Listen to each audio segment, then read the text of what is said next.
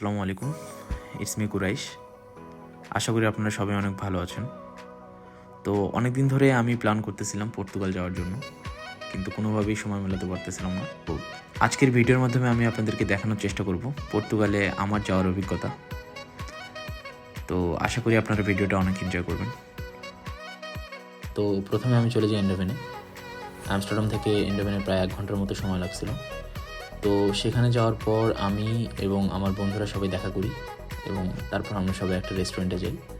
সেখানে গিয়ে কিছু খাওয়া দাওয়া করার পর সোজা চলে যাই এন্ডোভেন এয়ারপোর্টে। তো এয়ারপোর্টে যাওয়ার পর আমি খুবই অবাক হয়ে যাই, অনেক মানুষ ছিল।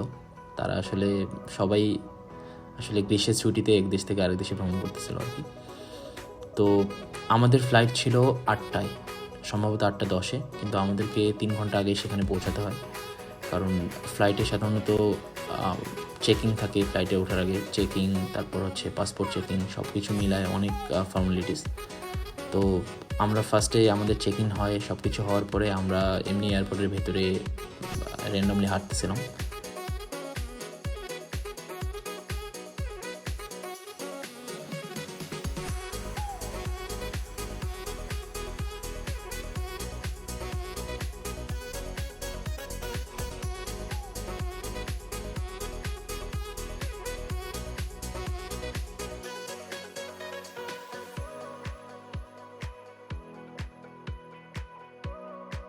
প্রায় 3 ঘন্টার মতো এয়ারপোর্টে কাটানোর পর আমরা সোজা চলে যাই প্লেনে ওঠার জন্য।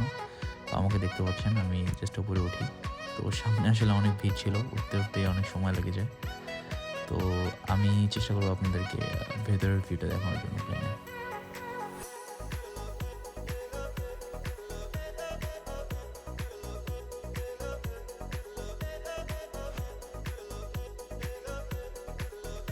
এটা দেখতে পাচ্ছেন, আমি ঠিক জানলার পাশে সিটে পাই।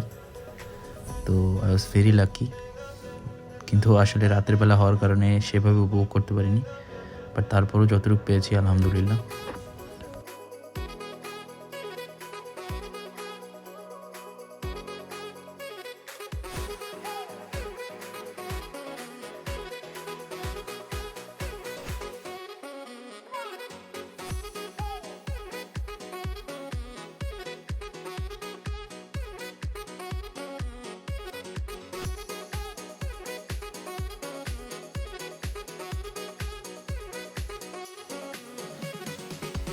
আলহামদুলিল্লাহ আমরা খুব ভালো মতোই পর্তুগালে ল্যান্ড করতে পারি। তো ল্যান্ড করার পর আমার সবচেয়ে বড় টেনশন যেটা ছিল সেটা ছিল আমার লাগেজ।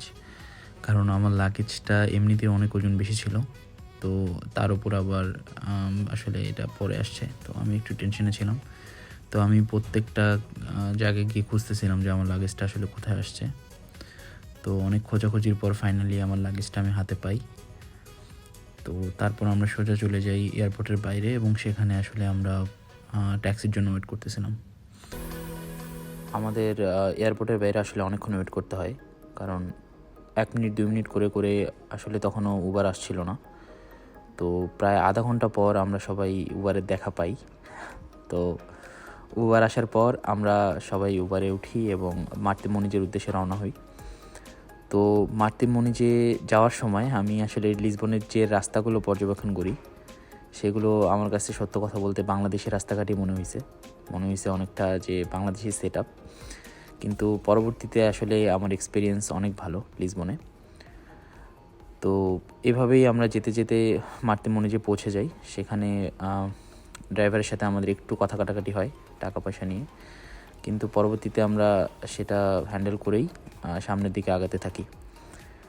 তো আমরা যখন আসলে সেখানে পৌঁছাই তখন এটা আসলে অনেক লেট নাইট বলা যায়, কারণ 12টা পার হয়ে গেছে।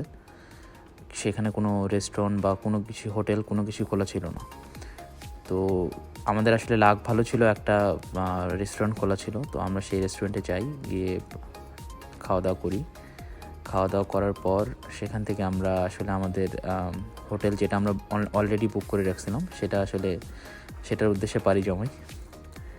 তো রাস্তাঘাট আপনারা দেখতেই পাচ্ছেন, অনেক বেশি ঢালু।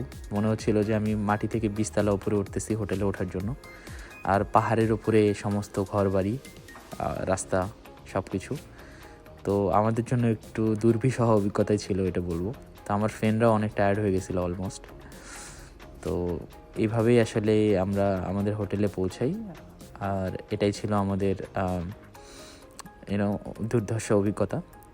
তো আমার বাকি যে অভিজ্ঞতাগুলো আছে সেগুলো আমি পরবর্তী সময় ছোট ছোট ভ্লগ আকারে প্রকাশ করার চেষ্টা করব। তো সেই পর্যন্ত আপনারা সাথেই থাকুন, ভালো থাকুন। আর যদি ভিডিও ভালো লাগে তাহলে লাইক কমেন্ট করতে ভুলবেন না। Thank you so much.